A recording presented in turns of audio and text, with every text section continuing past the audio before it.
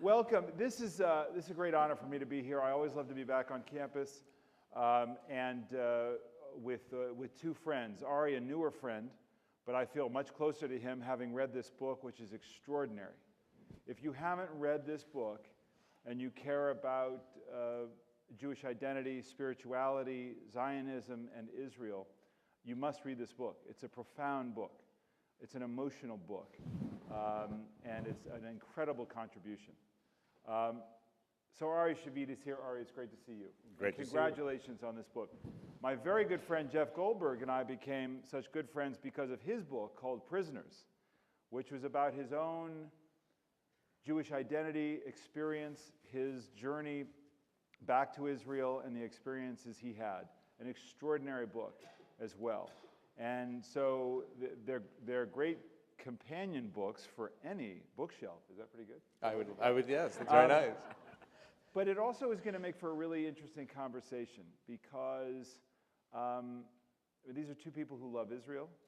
These are two people who are willing to wrestle with what it means, what Israel means today, wrestling with what it means to be Jewish in the world. And so that's what I want this conversation to be about. We'll have a lively conversation up here. We'll leave room for your questions. But here's how I want to frame this, with kind of a provocative question, I think, about Israel. And that is whether Israel is essential to the American Jew. Is Israel still essential to the American Jew? The Jew who is thinking about spiritual growth, the Jew who is thinking about community, and the Jew who is thinking about purpose in life. So Ari Shavit, how, why, and is Israel still essential to the American Jew? I think that it is essential. I think that, as I say briefly in the book, and I've said it several times in the last few months talking to audiences throughout the country, the second brilliant insight the early Zionists had was the realization that non-ultra-Orthodox existence, non-ultra-Orthodox Jewish civilization is in jeopardy in the post-ghetto world.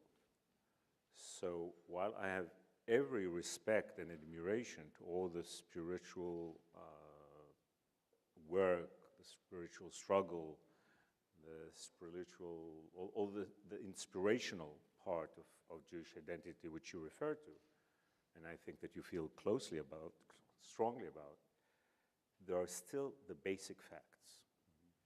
And you have to relate to the basic facts. And we see the basic facts in the Pew Report.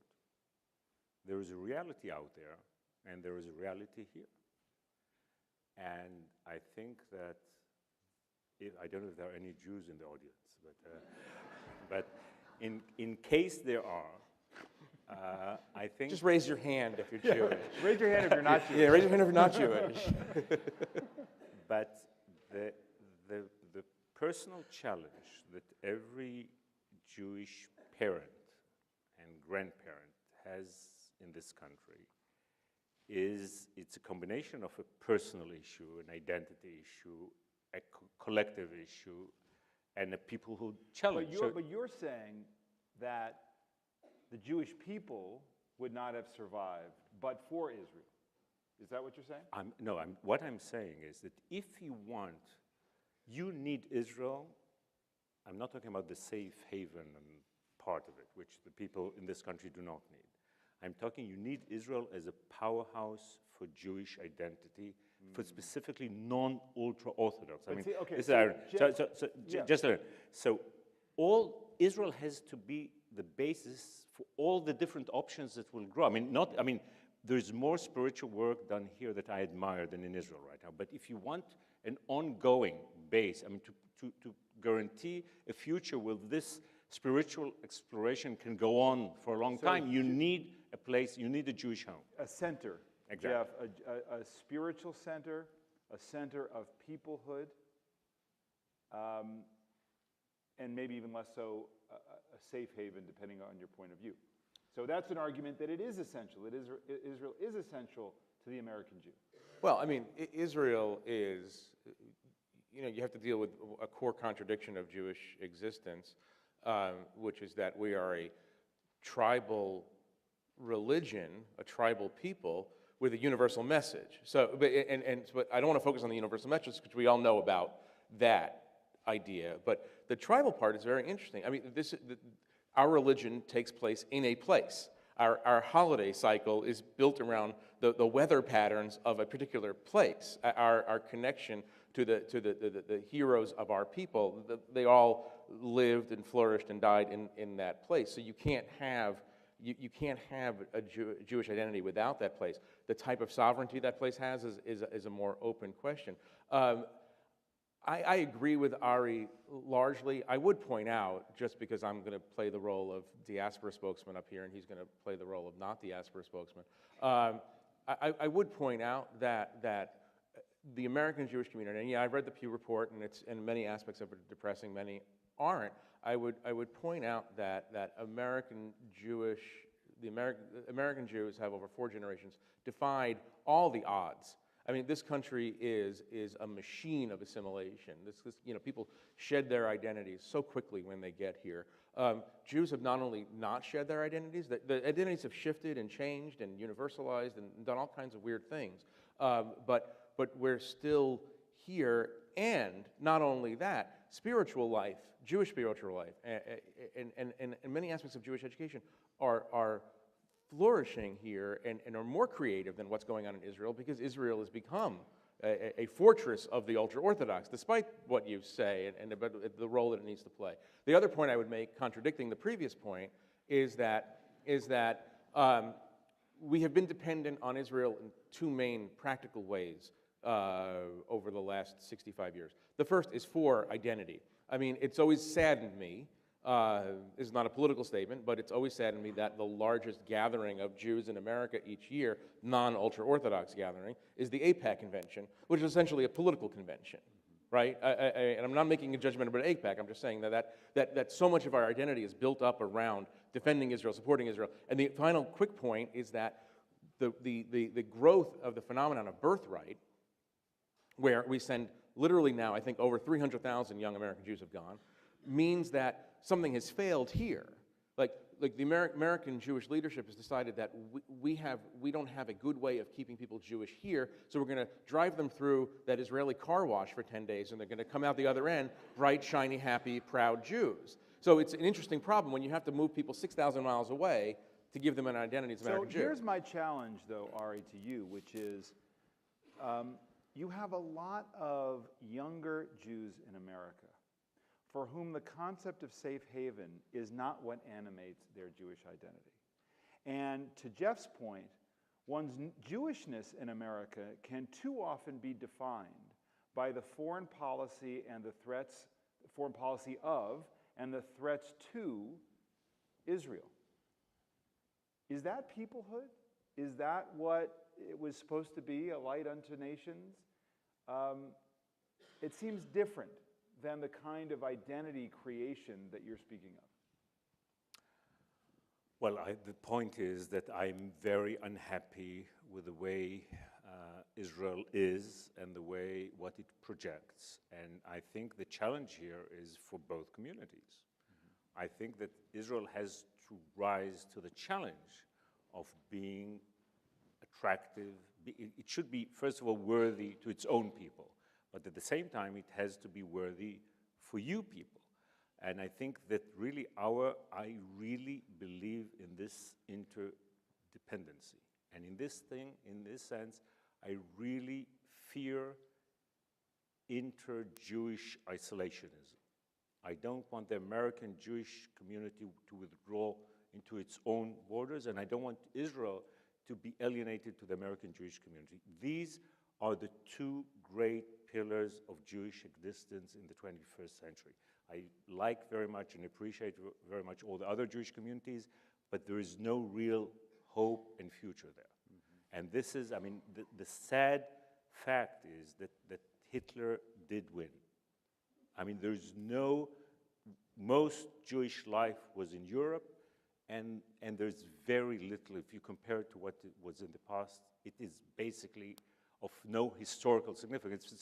So these two communities, the Jewish Israeli community and the American Jewish community, this is up to us. And I do not believe that we can face the challenges we face there and the challenges you face here if we don't re-establish a very close relationship. And I've said it before that one of the really things, and this is where I totally agree with Jeff, what really makes me angry that for a long time we've seen this alliance between what I call Tea Party Israel and Tea Party America. And this keeps away those Jews, especially the progressive Jews and the non-Orthodox Jews, who need Israel more than any other Jews. And this is a crime. Define this who's is Tea Party a crime. Israel? Who's Tea Party Israel? The Names. We need names. Names. I think that the combination of the settler movement with the political ultra-Orthodox, with the more extreme right-wing forces, this creates Tea Party Israel. Yeah. And these people have, in my mind, they lost it. They stopped realizing what Israel is really about and what it should be. I said it a few hours ago in a smaller meeting. Israel cannot survive without capturing the moral high ground in every respect. We depend, our existence, not only on our morality, depends on the fact that we have the moral high ground. And for too long, for decades, it's not a specific politician, specific prime minister. For decades, we've neglected this. We went to kind of brute force, extreme ideas, too nationalistic, too religious, and this pictures, this taints Israel in a way that endangers this, and especially endangers this intimate Jeff, relationship with you. One of the issues, there's a couple of things there, and I don't want to forget this, and I know you'll bring me back to it, which is the extent to which Israel seeks to direct the Jewish religious life of Jews in the diaspora, which life cycle events, setting. I want to come back to that. Right. But the other issue has to do with whether, you say Hitler won. Is it possible for the Jewish people to survive today without a center, without Israel? Is assimilation possible, or would it happen all over again? Look, I mean, it would be ridiculous to sit up here and say that the Jewish people can't survive without Israel. As a people, we're really good at surviving. I mean, there's no Jebusites anymore, right? I mean, there's no Hittites, but we're still here, and that says something about our ability to survive in diaspora, in exile, in the most adverse circumstances. We're not really good at sovereignty. I mean, we 3,500-year history. We've been sovereign for 400 years or so, and tumultuous. We're not that great with the diaspora either. Well, but we're here. I mean, the point is that many of us are not. Is that many of us are not. No, look, all of us are simply representative of a remnant of a much larger, whether it's been persecution or assimilation or whatever. I mean, we're all part of a saving remnant. So I'm not going to argue that Jewry can't survive without Israel, because it did do that for 2,000 years. I think, on the other hand, I mean, the sort of key point I think you're making is that this experience here is an original experience. We haven't really ever done this before, which is to live in a diaspora society that does not feel at all like exile. I mean, in a culture that so embraces Jews and Judaism that the culture itself feels in so many ways Jewish. I don't know. I mean, we're in. I guess the two main Jewish communities of the world are both in uncharted territories. We haven't done the thing that Ari is involved with before. I mean, certainly not in the full light of modernity. And we haven't had this experience where everyone in this country who's Jewish is a Jew by choice. And now it becomes a test as you go into the 5th generation, 6th generation. Can you without ghetto walls, without persecution, without discrimination, is your product good enough to keep people interested in it? Right, but it's also different, Ari, in that American Jews are Americans first. And I mean, I think that's the case for most American Jews. We are not living under a government that has heavy religious participation. So, I mean, Jeffrey talks about, like, you know, we're remnants of, you know, like that we were all at Sinai together. Just tell him I'll call him back. And that seems to be a core difference. I mean, Israel's still constructed under the guise of not just safe haven, but like the silo of Jewish identity across the spectrum. I want to refer to this while continuing what Jeff said, because my basic claim is because the claim, and don't get me wrong, I'm a very much pro-diaspora person. I'm not anti-diaspora. I'm not one of these like old guard Zionists who think, you know, everybody should go there. Not at all. On the contrary, I think it's my duty and my mission to help you strengthen your community. I do not want you to come there. I mean, anyone who wants to come, great.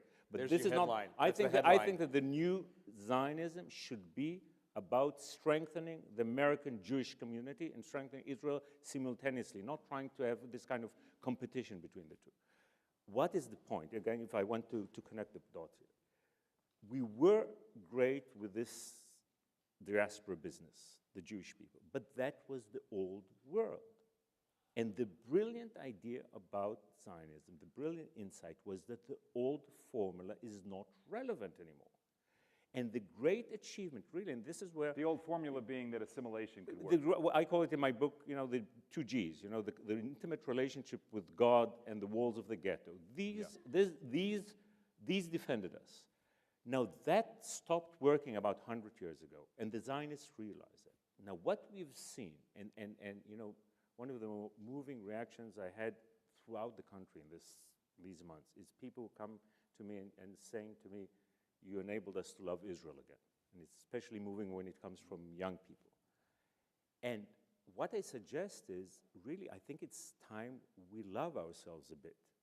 It's time we are so much into self-hate and so much into bitterness and acid in the Israeli way and the American way. And if you look at the last 60, 70 years, these 2 men-made miracles of Jewish sovereignty there and the perfect diaspora here are astonishing. It's not, we all know the Jews had great individual success in business, academic life. This people that has been so dysfunctional in many ways in the past, in the last 60 years, created it's unbelievable achievements. But both are challenged, and both can only be sustained if they work together. And as I said, I'm very angry at my nation, the Israelis, for not realizing this and not understanding that we must change our ways in order to have the role that is needed for you, while I ask you not to give up on us, not to believe that Israel is just these dark forces, because I do not think so. And I think it's we actually, again, we have to replace that other alliance, which I object to, with the new, renewed, and real alliance between progressive and American Jews and progressive Israelis who are really trying to maintain these 2 amazing success stories. It's interesting because I think you talk about what is affecting attitudes about Israel outside of Israel. And I was recently in Israel in October and had a chance to meet with Shimon Peres, and it's a really profound experience. Here is one of the founding fathers of the country, and I asked him what the moral was, what the lesson was for Jews all over the world of Israel's existence, of his experience. And he said, Judaism cannot survive without morality. And I thought, if you think about it, it's a profound statement. And yet I wonder, Jeff, whether Israel's difficulty in the world right now is that it's seen as more more Goliath than David, right? I mean, it's, Yeah. you know, that it suffers from that. Well, it suffers. Look, anti-Semites will have their views, and they can't be changed. And let me put it this way. Israel has two problems. It has PR problems, and it has problems. And the PR problems can be fixed with PR, and the problems can't be fixed with PR. And yes, the difficulty in talking about this issue is that a lot of things are true. They seem contradictory, but they're not. The world there's a double standard applied to the state of Israel, and it's an unfair double standard. It's rooted in many cases in traditional modes of anti-Semitic thought. It is a small country, so it's already going to be besieged because it's small. On the other hand, it is the victim of a lot of self-inflicted wounds. I mean, you know, to me, the true, going to what Ari was talking about, one of the real tragedies of the settlement movement is that it makes Judaism seem small. I mean, going back to what I originally said, I mean, Judaism invented equality, the idea of equality. Judaism invented the idea that man is created in God's image. Judaism created freedom for the whole narrative of Judaism is from slavery to freedom. I mean, it is the biggest ideas in the world. Okay? And the settlers make people think that Judaism is about rocks. You know, like we have to sit on this rock, and you can't have this rock because it's my rock. And that to me is tragic, and the manifestation, you know, how that plays out, obviously, in sometimes brutal ways and small-minded and petty and repressive ways. That's dangerous, and this is where Ari and I are really truly in agreement that the Israelis, you know, for such a small country, it can be very myopic. You know, I mean, it's a very interesting dilemma where they're so internally focused, they don't understand what they're doing to themselves and what they're doing to the image not only of their country but of their faith. They have to grapple with the fact that a Judaism that seems small and petty is not good for the Jews, just in terms of their own security, but it's really not good for all of the rest of the Jews who think of Judaism as something larger than just the possession of a set of hills. I think there is, I totally agree, but I think there is like a third, beyond the PR and the real problems, there is a third layer, which is really troubling. I think that in many ways, the post-World War II world, and definitely the 21st century, based in many ways on Auschwitz, in a sense, is a world that is very aversive to any use of power. Definitely this decade and this time. The zeitgeist is the zeitgeist of appeasement in a deep way. I mean, almost any use of power is perceived as weird and strange and wrong. But our lesson from Auschwitz was exactly the contrary, because we said we tried this righteous, powerless option for a long time, and it ended up without us going up in smoke. So we came out in Auschwitz, so to speak, saying we will not be powerless again. And we went to that country and we chose this region which is so brutal and violent and forces you to use force. It forces you. So there is an inherent tension between us and Europe, less with this country, but definitely with Europe, because not only because I think there is anti-Semitism there is a layer of anti-Semitism, there is a layer of the post-colonialist complex, and there is the layer of this choice of most of the West to reject the use of power, while we live in a reality where the use of power every now and then is essential. So there is, and this is what troubles me so much, and now I get back to my anger at my governments, because had we had the Ben-Gurions around, they would have realized that this is the situation. In my mind, Israel today it doesn't have many military problems. Its main problem is its legitimacy. And our front, in my mind, is less the Middle East. We can deal with it. The Middle East is so, the different enemies we had and armies and so on are either gone and weak and so on. Our real problem is here, If we don't win hearts and open minds and get strong support, definitely in this country, but even in Europe, if we do not change the mindset, if we do not reposition ourselves, we really endanger ourselves in a big way, not only morally, but even politically and even militarily. I think that the legitimacy problem, the moral issue, is actually a threat to our national security.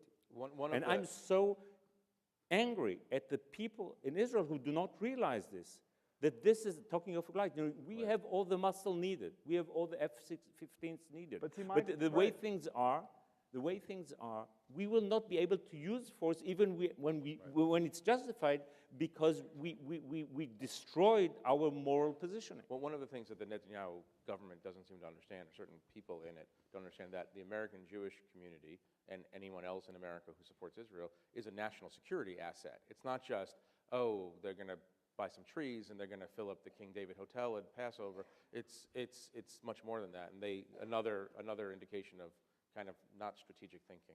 Well, but I see, to me, part of the threat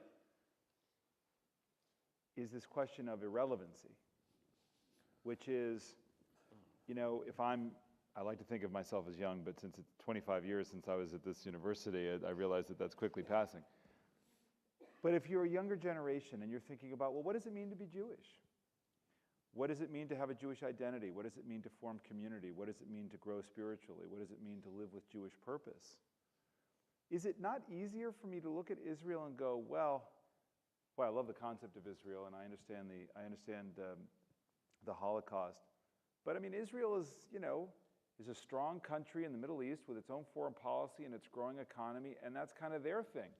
But for me, as an American Jew, this identity building and creation is not really formulated by Israel anymore. And furthermore, I come back to the dictation of life cycle events. I can imagine a lot of Jews thinking, I don't need to believe I'm Jewish and have a Jewish soul because, the rabbinate in Israel has determined what's required for me to be Jewish. I'm now going to do something I would never actually do, you would never allow me to do on your show, yeah, which is to ask you a question because it's his show. But we differ a little bit in sort of the level of our Israelcentrism, and we've had this conversation many times over the years, and you have an answer to this question, which I think you should share. And I've actually moved closer to your position that one of the things we've done poorly in this community over 2 generations is we're good at, and I don't mean this to sound in a harsh way, but I do feel harshly about it. We're very good at supporting AIPAC. We're very good at sending trips to Israel. We're very good at building Holocaust museums. But we're not very good at spirituality. And spirituality, which is the area that you're interested in, I've grown more interested in, might be the key. I mean, can you do that for a second? I just think the concept of, for me in my own life, and I, both as a journalist, I don't like to wade into a lot of these political questions because I don't think it's appropriate, but also what animates me personally is my own sense of a sense of Jewish purpose, which to me is about spiritual growth. And I think,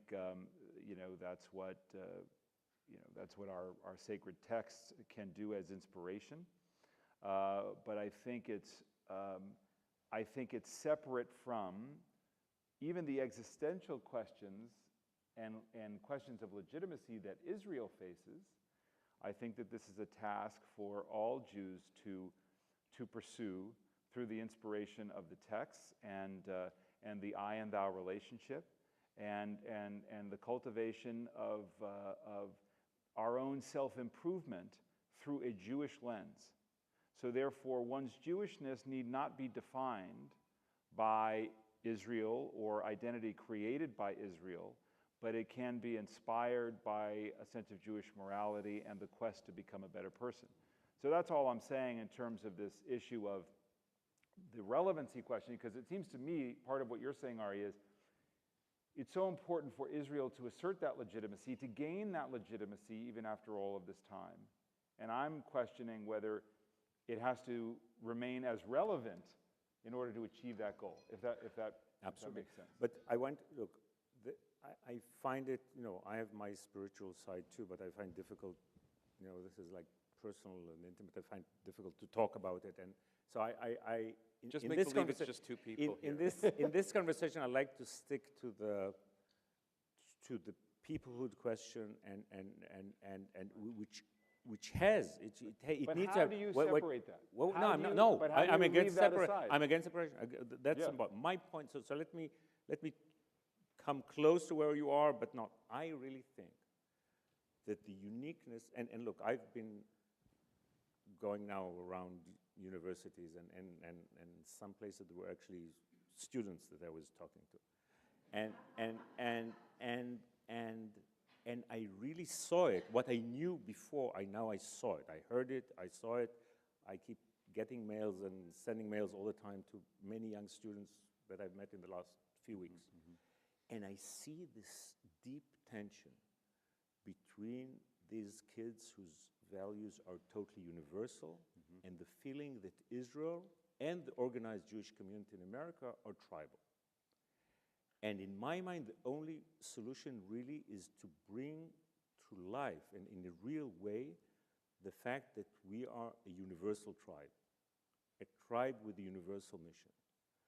So I would like us, like throw a wild idea that I've been really thinking about, jet lag and with all these experiences all the time. I would like, for instance, I would love to have a kind of Jewish Peace Corps that brings into it many of Israel's abilities, planes, fields, hospitals, all kinds of things that we have, with many American Jewish kids who care so much about. So, say you'll have a Jewish Peace Corps task force, that the next time there is a crisis, a humanitarian crisis, we don't only send, 7 doctors of the IDF there, or you raise some money in your shuls for that, but we actually work on this together as a kind of Jewish project that combines the abilities we have and the things that we have.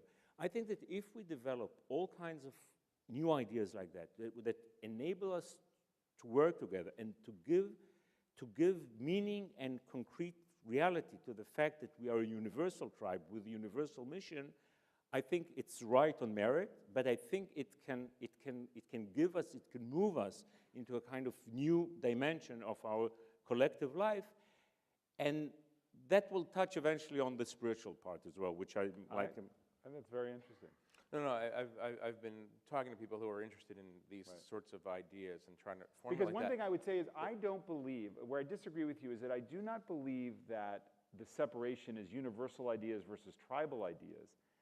The AIPACs and those are political. These are political organizations that are about both legitimizing and bolstering Israel as a country and Israel's foreign policy and Israel's defense posture and the threats facing Israel.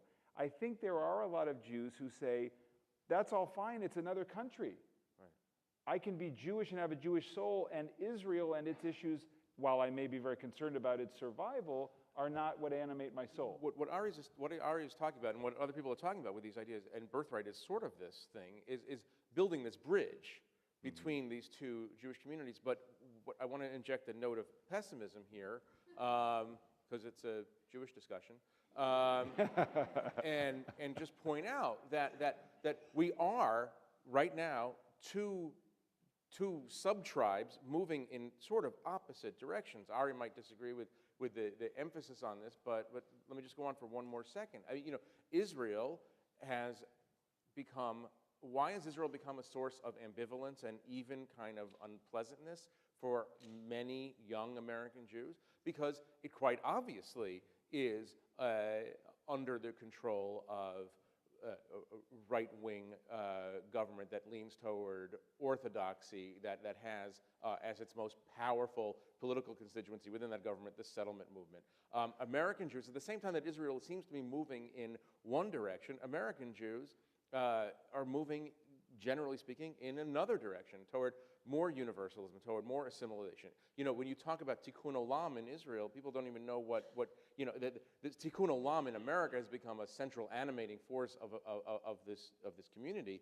In Israel, it means something completely different. I mean, so we are moving like two ships passing each other in the ocean. And I know what you're trying to suggest, that we've got to lash these ships together with whatever we can, but there are forces that are bigger than just a set of good ideas about non-political ways to make Jews like each other more, which is why I come back to this point on spirituality, because I worry about our children. I don't know if our children are going to be animated by the Menendez-Kirk bill on Iran sanctions in the Senate.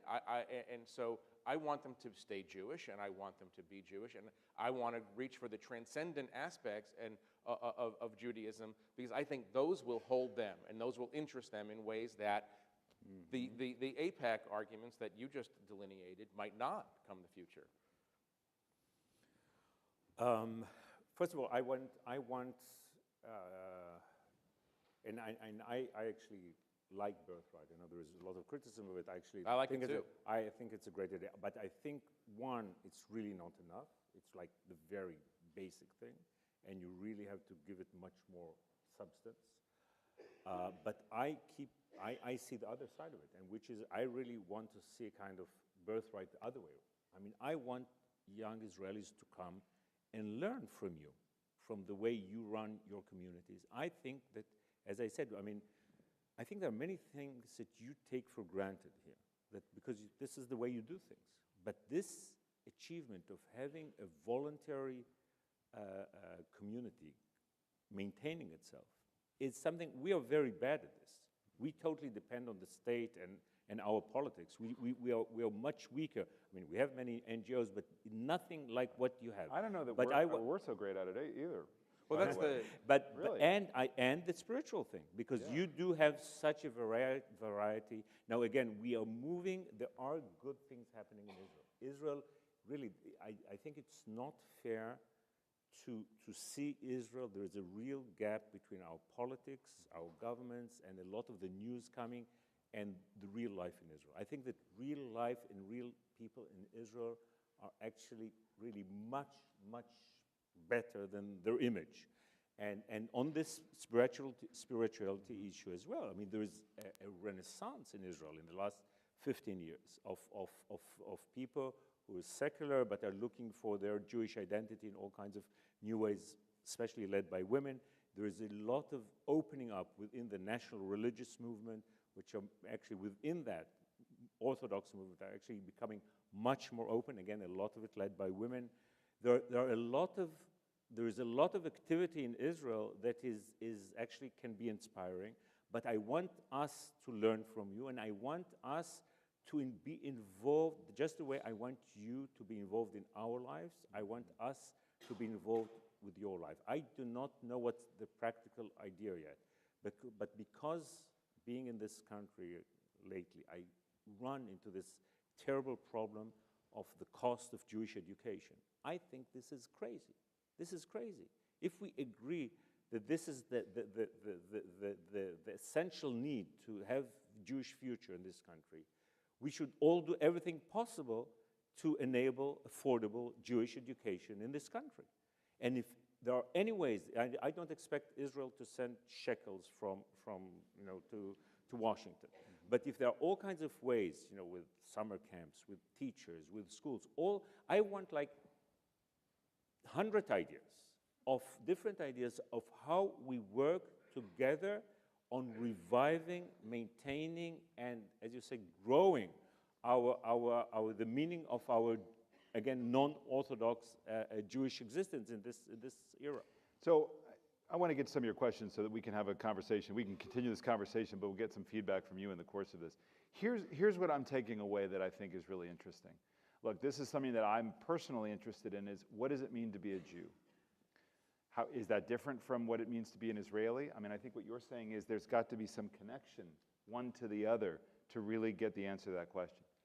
The other piece of it is, what does it mean to live a meaningful Jewish life anywhere in the world? And from an Israeli perspective, it is to also deal with this legitimacy question. Maybe many people view Israel as a fact, but its legitimacy is not yet a universal fact. And as long as that is the case, it's going to be the subject of debate, political debates, and otherwise. Whereas I think a lot of American Jews will be focused on that question, will be focused on its defense, as well as what it means to be a Jew living in the diaspora in a country where we don't, I would argue most Jews do not fear another Holocaust, certainly not in this country. So that's part of what I'm taking away from this. There's lots of other issues. So let's get some of your questions as well.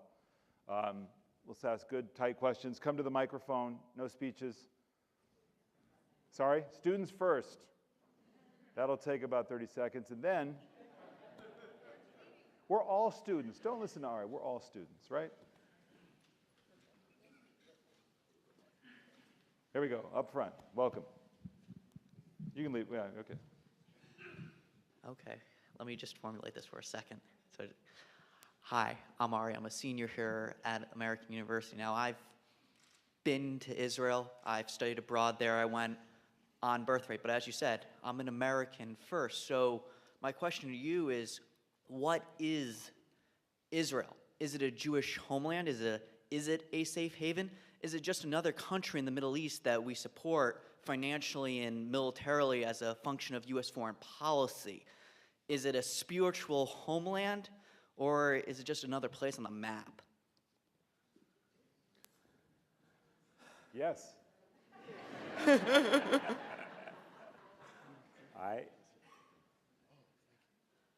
I think that Israel is the home of the Jewish people. I think that there was such a deep need to build this home because we were, and in many ways we still are, a homeless people. And I think we needed to build that home to guarantee our physical existence and our spiritual existence. That is not to say that there is no worthy life for many Jews, right now even most Jews, outside of that home. But I think the need to have, Israel is a classic, not another country. I mean, for better or for worse, Israel is a unique historical phenomena. In my mind, it's a unique human phenomena. In my mind, the existence of Israel is in many ways the triumph of the human spirit. And one of the things that I try to write about in the book and what I try to contribute to the discussion about Israel, that I think that there is so much distortion because of the ongoing problems that are serious ones, occupation, the conflict, all these problems, we lost sight of the basic Israeli condition and the fundamentals. And the fundamentals are that this is, in my mind, one of the most just projects one can imagine, because it was a project that was built to save a people. And I do believe that the Zionist revolution was the most amazing revolution because it gave a people not only political rights and social rights, but it saved it. It actually saved it. And while criticizing Israel for where it is doing wrong and where it is flawed, we have to bear this in mind.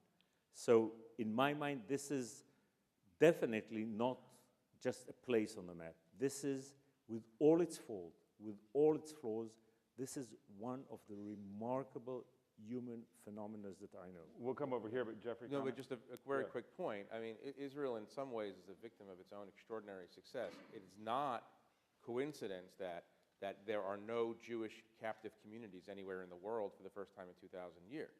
I mean, we forget what the previous condition of the Jewish people was. And we also forget, and Ari writes about this very eloquently, and many people have said this, that the great tragedy of Zionism is that it came too late. That if Israel existed in 1938, millions of Jews would have been saved. And when I talk about the victim of its own success, it achieved this role that it had to play as an ark for a homeless people. And the Jewish people today are in better shape than they've ever been because of Israel, and also because of this sui generis diaspora experience that we're having here that I think, and Ari, correct me if I'm wrong, but I think is due in part to the psychological help and emotional help that the presence of a powerful Israel has had on the psyche of Jews, not only in this country, but around the world. Let me get to this question. Yeah. I'm also going to call out a friend who's here, Greg Harris, Rabbi Greg Harris, an alum, AU alum, and a wonderful rabbi in our community. If you're so inclined, I would just be interested in having your perspective about this discussion as a leader in the community and as a religious thinker and an American and so forth. So if you're so inclined. Yes, sir. Hi, Dan Lotovsky. I'm an MBA student here at American. First of all, thank you to all of you for joining us. I recently read Max Blumenthal's book, Goliath, and I'm looking forward to reading your book next. I wanted to ask if... It's the same spirit. Great. I wanted to ask what you both think of the quality of discussion that we have here in the U.S., both inside the Jewish community and outside, about Israel. Is it comprehensive enough, and are we really touching on the important issues, or where is it lacking, and maybe where could we do better? You know, there's this lie that in America you can't talk about Israel. You know, this is an astonishing thing that I hear. You know, I call it the taboo that won't shut up. You know, I mean, you know, it's extraordinary that you can't read a week's worth of New York Times without reading an op-ed critical of Israel in some way. I mean, so I don't buy this sort of martyrdom complex that you hear on the far left that, oh, you're punished for being critical of Israel. I think there's plenty of space. I think J Street has helped enlarge that tent to a great degree. I don't agree with everything they say. I don't agree with everything Apex says, but I think that conversation has been really useful to have. I mean, I think, and this has come up with on university campuses with this Hillel controversy. You know, the Hillel makes a rule that you can't ally a local Hillel with a group that doesn't believe in the existence of Israel or fights existence. And I do think that as a community, you know, you're perfectly within your rights to, A, have a little bit of self-respect, but B, say that, you know, after this point, I can't go anymore. And if you're an advocate of destroying the world's largest Jewish community, then there's probably no place for you in the broader conversation. But other than that, I think it's fairly open. But I just want to say that I think what disappoints me is how secular and political the conversation gets almost reflexively. That we start talking about J Street versus AIPAC, or you start talking about you know, any number of the political issues that Israel faces, instead of thinking about to what extent does Israel as a nation animate an American Jew's identity, and to what extent are we animated spiritually? I mean, it's okay to talk about God in our faith and what God expects of us.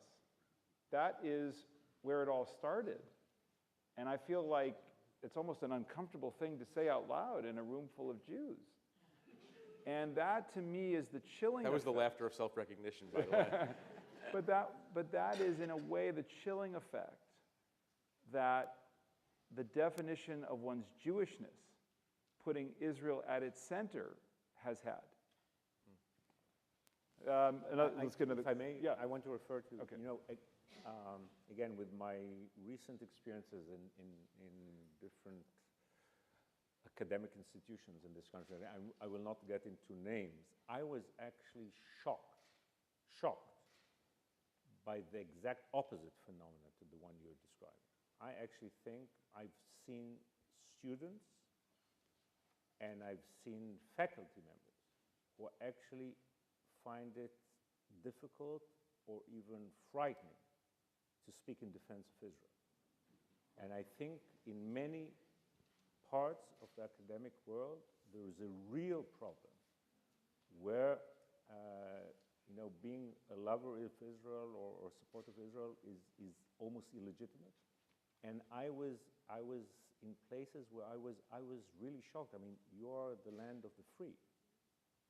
And people were like whispering. People would close the door. And students sent me mails that are heartbreaking. Heartbreaking. Jewish kids who feel intimidated by their professors and by some of their peers, this is for me, I was shocked and I could not believe that in this day and age, people will experience such intellectual terror. So I think there is a real problem on that side, actually. That's a really interesting point. Over here, sir. Norm Goldstein. I think one of the big issues is the educational system of raising Jewish people, raising Jewish children. There is no knowledge of the history of the Jewish people from the origins. There is no knowledge of the understanding of the complexity of American Jewish life or diaspora Jewish life. There is no real knowledge or understanding of the origins of the state of Israel and what it went through. You go there to Birthright and you see a modern state. There's just a total lack of understanding and comprehension to be able to be a defender, to be an advocate, to understand the essence of spirituality. And somewhere along the line, the discussion of these issues is always on the surface of what do we respond to the New York Times or the Washington Post. But no one is getting into the fundamental area of educating the Jewish people as a total community of the intertwining, the inextricable linkage of Jews the world over, of Jews to their history, and of Jews to the state of Israel, because it is the culmination of a dream that one can only understand if one puts it in historical context. And there's absolutely nothing done in any of the areas to do this. So I agree with Mr. Shavit that Jewish day school education, Jewish education, adult education may be the essence, but we are not fortified well enough to deal with it. It's interesting. Well, it also gets into another issue, which is Jewish education beyond the day schools and beyond the Orthodox community, and how difficult, Sunday school and Hebrew school is, and how broken that model is. But we don't have to get into that. Greg, Rabbi, what are your thoughts? Right. Thank you, David. Thank you to Jeffrey and to Ari for being here. That from someone that speaks from the pulpit, the conversation that your book allows us to have with Jews and non-Jews, whoever is coming to the community that week, is much more nuanced with the help of your book.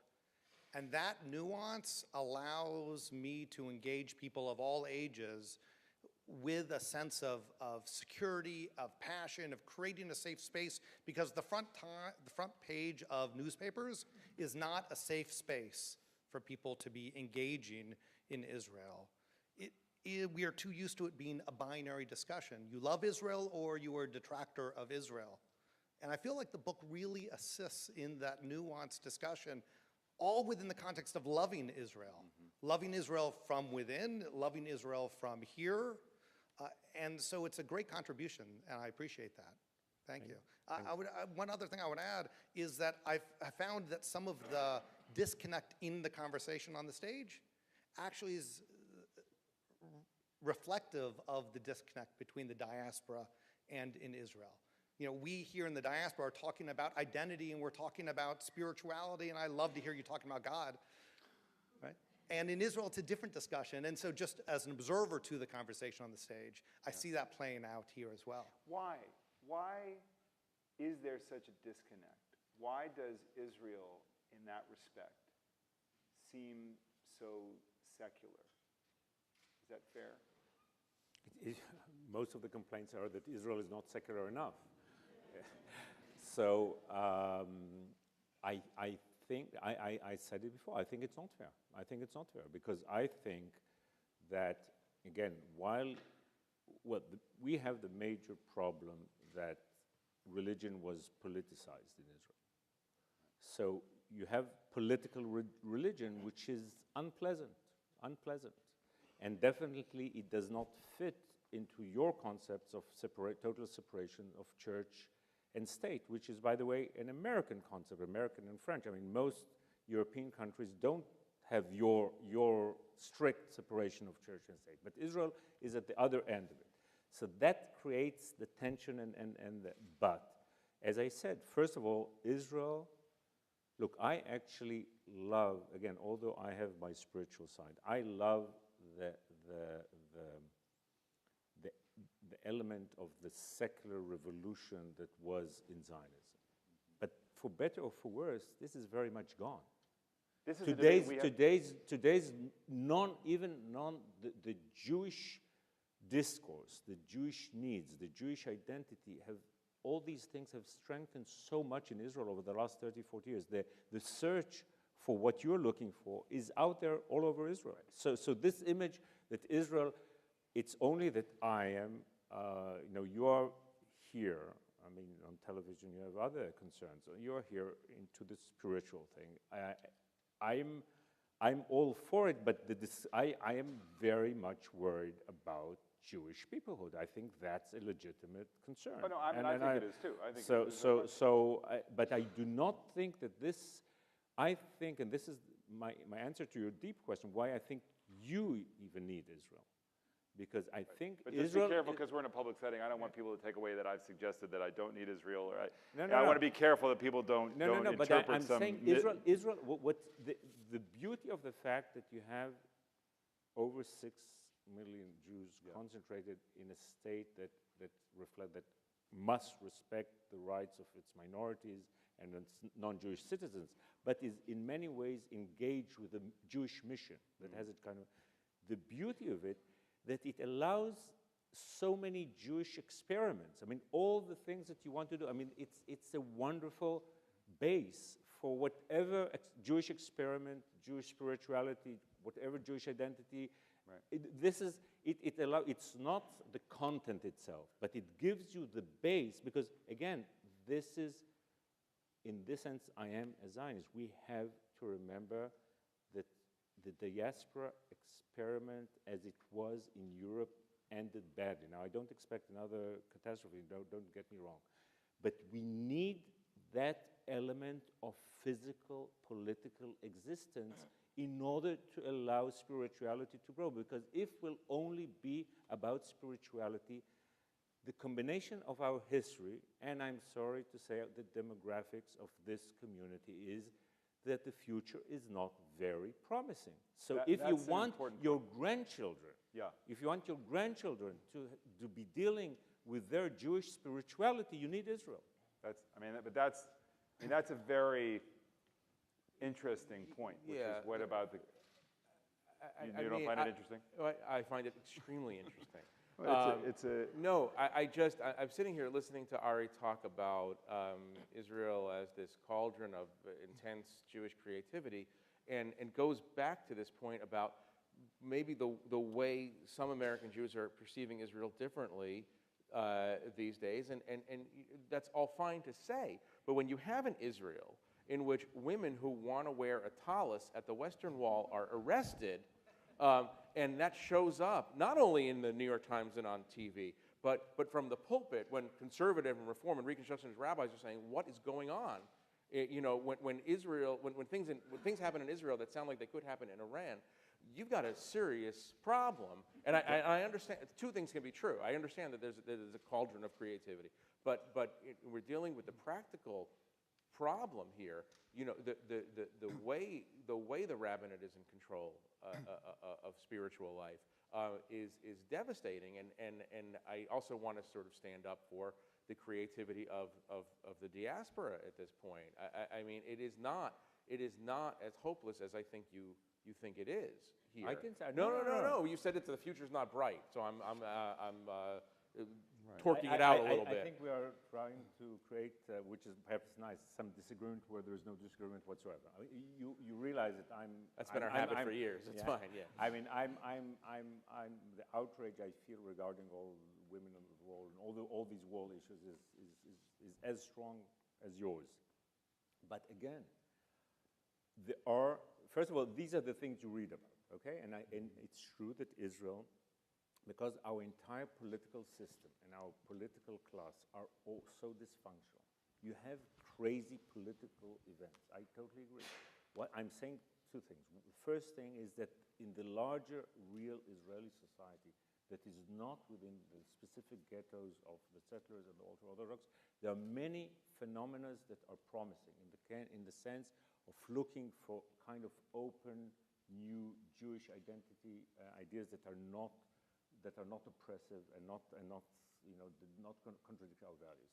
But even if you look at the issue you raised, which of course I think it was outrageous what happened, but you see that even within the political system, people like Nathan Sharansky and others are actually working very hard in order to find a kind of big Look, all I'm saying, and actually, talking, if you probably talk to some of the leaders of the movements here, you actually see there is a very intensive dialogue. Now, I agree, the situation is, politically it's crazy.